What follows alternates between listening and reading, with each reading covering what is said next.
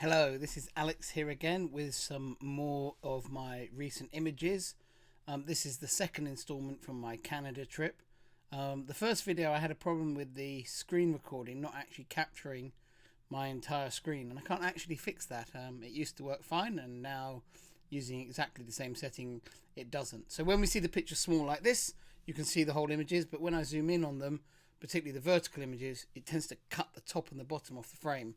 I'm not quite sure why, but I can't seem to fix it. So anyway, let's run through them. This week it's been a busier week for me, so I haven't processed as many images, and I also used the week to catch up on a few of the topside pictures from the trip.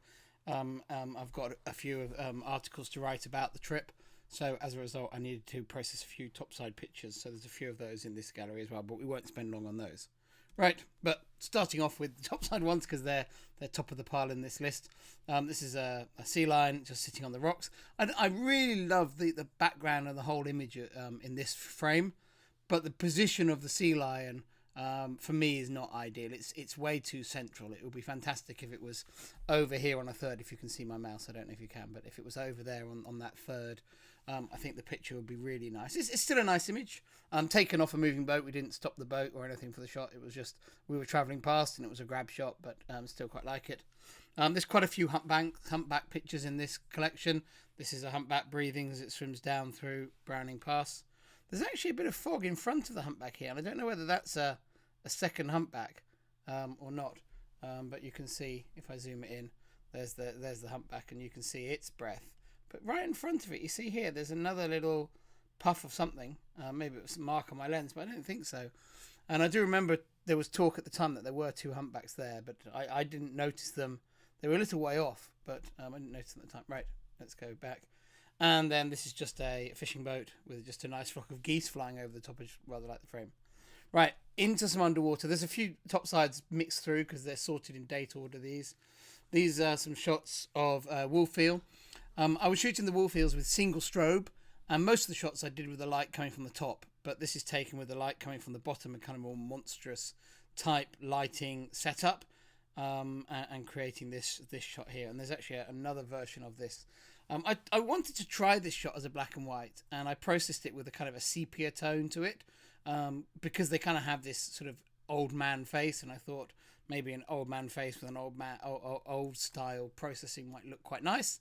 I'm not convinced about it. I prefer the crop of this. This is cropped 4:3, and this is the original 3:2 crop.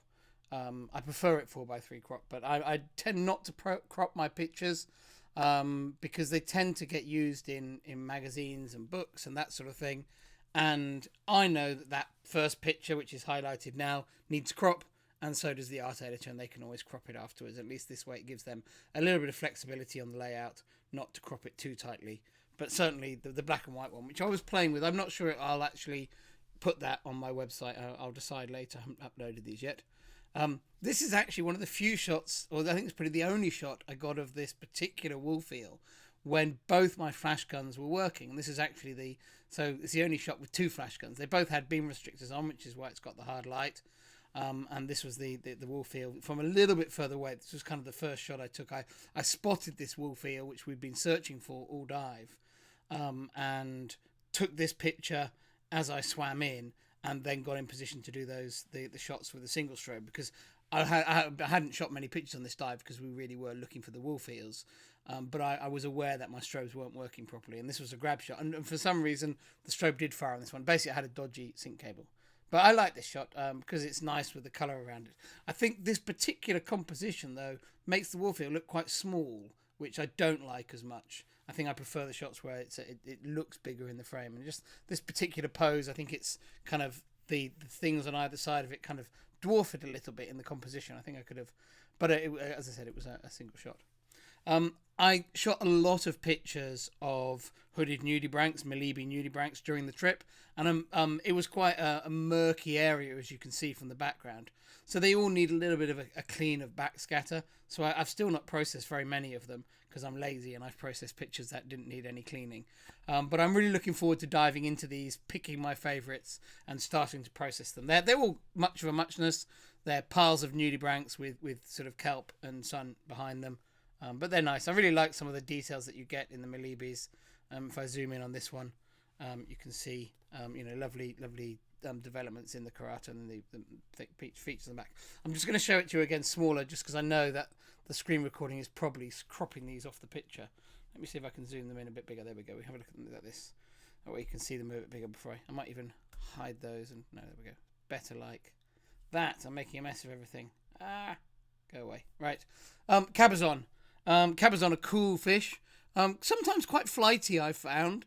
But this big guy or big girl was very happy with life, sitting there watching us as we were taking pictures. I photographed this one and passed it on to one of the other photographers. Just kind of a standard shot. I think I kind of regretted passing this one on so quickly. But it's one of the natures of running a workshop is if I'm shooting something and someone turns up, I tend to let them have a go, and then decided to swim off rather than wait for them to shoot it. And I think I regretted not making more of this opportunity. A giant Pacific octopus, a macro shot.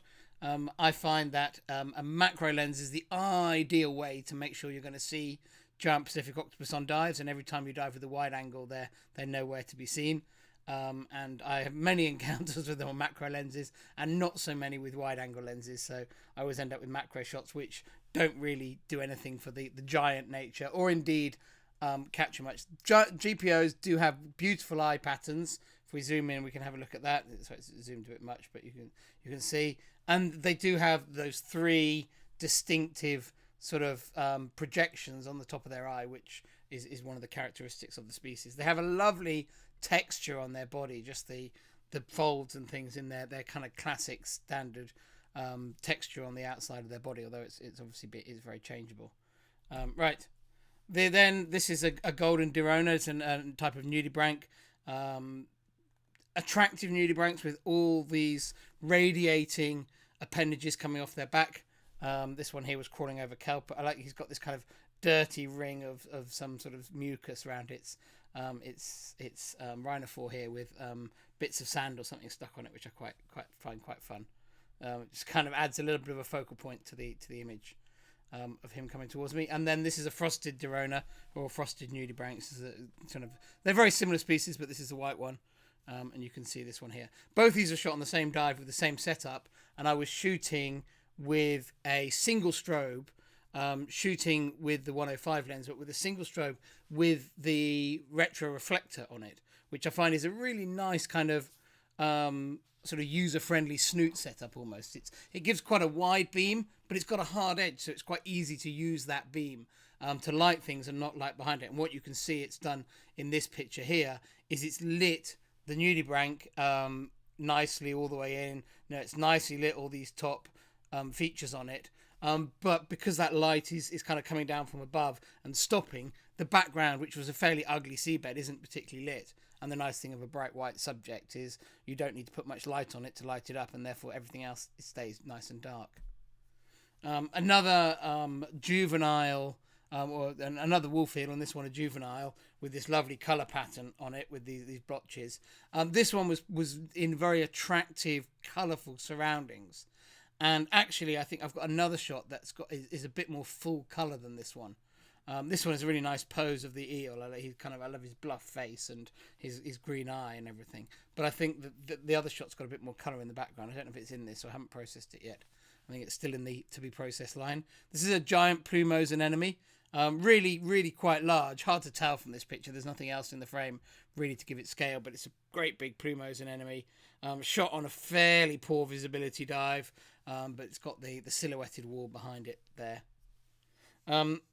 Another of my favourite subjects during the trip were these guys, the red lion's mane jellyfish, and this was a pair of them just in the bay in front of God's Pocket Resort, and I went in snorkeling and photographed these guys floating around, and we'd see them in there every day. It was after you come back from diving, you were pretty cold, so you didn't always fancy jumping straight in. Another humpback. This one is actually in Browning Pass, and that's actually Browning Wall behind it, which is one of the popular dive sites. I love the spray from the blow and the way you see all the spray falling back down. Nicely backlit in this situation. It wasn't intentional. if we'd been there to photograph humpbacks, you might well have moved the boat to take this shot, but we were on a stationary boat just kitting up to dive, and the whale swam past us. So whichever side it went, that was the lighting we got. But thankfully, I got this nice backlight as a result. This is a very beautiful shot of one of my favourite fish in this area in the Pacific Northwest, and that is the scaly head sculpins. They've got this lovely green and blue eye. It always reminds me of a leather jacket eye, actually, from the tropics, when I'm looking through my viewfinder focusing on it. I think because of the colour combination from it. But this one here, it's all about the background, really. It's a nice, cute pose, but it's sitting on the white plumose anemones with the sulphur, with the yellow encrusting sponge behind it, looking very handsome. Some tentacles. These are actually gills of a starfish. I guess it's one of the big sea stars, but I can't actually identify this one. I don't think I identified it in the caption. And then on to some of my favourite subjects. These are some shots of red Irish lords, which is such a classic subject there. This one I like. I like the mix of colours in this, the whites, the oranges, the reds, and then they all come back again in the subject from the reef. So you can really see how his camouflage is working. That starfish is quite pretty, and it's just a nice little scene showing how this predator hides on the reef. And then here another wide shot of one. I think the colour balance is slightly off on that one. I think these haven't been sort of signed off yet. Just a little bit off on the colour balance on that one. But it's still a really nice frame with the red Irish lord in and amongst all these nice red soft corals and the yellow sponges. What was interesting actually is I think I photographed this exact same red Irish lord with a macro lens a couple of days later, and I'm pretty sure that this is the same red Irish lord. I don't think it's in exactly the same formation of stuff, but it was very nearby on the same dive, and you can see some of the distinctive features in it. It's got below its eye, it's got this red stripe, and then it's got another red stripe behind its eye. And if I come back and pull this one up again, and we zoom in on its face, you can see again below its eye it's got the red stripe, and around the back of its eye it's got the red stripe, and it's obviously a very similarly coloured one. And I'm pretty sure that one and this one are the same red Irish lord. This is a different one. This dive site was absolutely packed with red Irish lords. I think I'd been in the water 9 minutes and I was already shooting my fourth one of the dive with the bug eye lens, which was quite fun. This is a good shot actually because the focus is really nicely on the eye of this particular individual, and it's a really good one for showing the detail that the EMWL 160 lens captures, and I think that's a really impressive detail. And actually, if we compare that to this shot, which is shot with a straight 105, if I can find the eye, it's obviously not as high a magnification in the eye, but I don't think there's that much difference in sharpness between the two. That's this one zoomed in, I guess, to 200%, and that's this one zoomed in to 200%. And I think they're both of a comparable sharpness. They're both shot. That's f/18. That's shot quite wide open, f/7, so it should be a bit sharper, but they look very comparable. So I'm very impressed by the image quality of the EMWL 160 lens, the new one. Although since writing my review on WetPix, of those who've seen that, I have actually found out how expensive it's going to be, which has tempered some of my enthusiasm. So if you have read that review, it was written without any knowledge of how expensive the lens is going to be, and Nauticam did explain to me why it was going to be so expensive when telling me the price, and it is involved more development than any other lens they've done because it was such a hard job to do. And with all the development and all the special optics inside it, it's just got a ridiculously high production cost, and that's why it is that price. It's not. They don't make a lot. Nauticam don't make a lot of money on their optical products. You make money as a housing manufacturer making port extensions and normal dome ports and things like that. They've always got a much bigger profit margin than specialist underwater optics. But it's great that those underwater optics exist. Just a quick snap of God's Pocket Resort. Just again, as I said, I'm working towards some articles, so there's some of those. Another GPO, another giant Pacific octopus shot with a macro lens. This one was out and about and moving around, and had I had a wide angle on this dive, it would have been a really nice opportunity. It was a good size one. There were actually two on this particular dive. One was in its hole and this one was out moving around. But unfortunately, I was stuck on a macro lens, so I could get some shots, but not really able to get the really nice shots of it out and about. I think there's a wide angle one coming up. This is a orange peel nudie, big orange nudie. They're kind of, the big ones of these are almost as big as a shoe. They're really, really large. And they feed on that red soft coral. So there's lots of them around on some of the dive sites in that area. Really handsome beast. A couple of quick topsides. A humpback whale just diving down. You can see its flukes there as it goes down into the water. Diving down in front of a sort of very popular landmark lighthouse in the area, which anyone who's been to the area I'm sure will have seen. Unfortunately not in the best light, but that's always the way. You always get the good action. And this is at the same time as well. That's a sea lion just leaping out the water, which was pretty cool. They were really going for it, and I took a load of pictures, and this was, I have to say, a bit of a fluky shot. I just was zapping away at them as the sea lions were cavorting in the water, and I got this nice breach from this stellar sea lion. The humpback, the humpbacks and the sea lions were around the boat at the same time. Really nice to see, really lovely and close to us. Just come forward, gives you an idea of quite how big these guys are. This is his front. Right, and then back underwater again. This is a moss head war bonnet living in a bottle. This one, there's two bottles actually directly underneath the dock at God's Pocket Resort. And there's two different war bonnets living in these two bottles about a metre apart from each other. But this was the more photogenic setup. So we all took lots of pictures of it. I took it with lots of different lenses. Well, I took 3 different lenses I used there on the night dives. And just really nice to have such a cool critter sort of available to shoot any time. I wouldn't want all my shots of this species to be in a sort of a man-made object, but it's certainly, bottles are always very photogenic because of that strong graphic shape. Red Irish Lord Eye. I think it's compulsory that every underwater photographer who goes to this area shoots a close-up of a Red Irish Lord Eye. This particular one, I've taken Red Irish Lord Eyes many times, so it wasn't really a high target shot for me. But this particular Red Irish Lord had these lovely markings in its eye. And usually the markings are more specks. But this one there with these beautiful streaks that, for me anyway, looked, like a bit like fireworks or something like that. And that really, really attracted me. You can really attracted me to shoot this close-up of the eye of this particular one.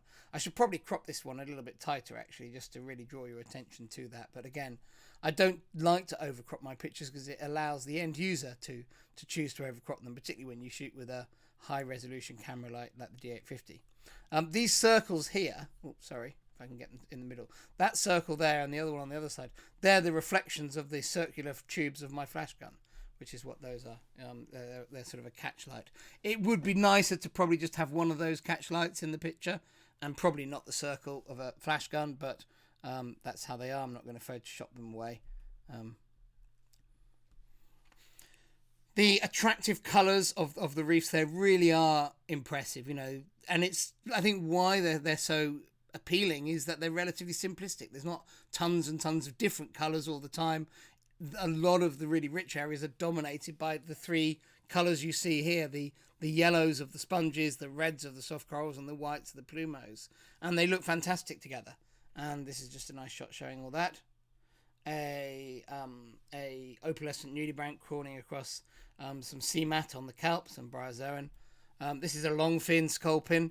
You see it's got this longer fins on the top. They're quite common and quite cute. I don't like them as much as the scaly heads, but they're all right. A bald eagle or fish eagle up in a nice moss-coloured tree.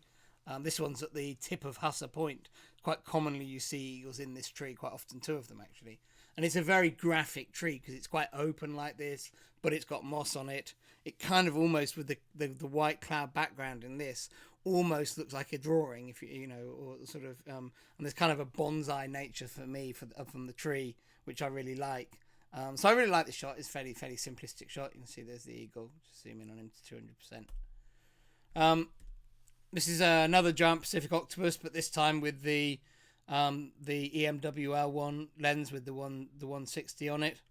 The 160 was actually really good in this situation. I shot this octopus. He was sitting still. So he didn't really give any great opportunities other than this angle, because he was sort of tucked into a crevice. But I shot him with both the 130 lens on the EMWL and the 160 lens. And with the 130, I just couldn't get any background into the shot. So it was very much just a shot of him in amongst the colour, and he's quite lost in all that colour. So it wasn't really a very handy shot. And the 160 really transformed how wide a view, for obvious reasons, that I could get into the picture, and brought that sort of wall of plumos that's sitting behind him into the shot. That was really pleasing. A very standard critter, a little, is it crimson? Or maroon, sorry. Maroon hermit crab. I like this one because there's two snails on his hermit crab snail shell, but there's two living snails cruising around feeding on stuff that's growing on his shell.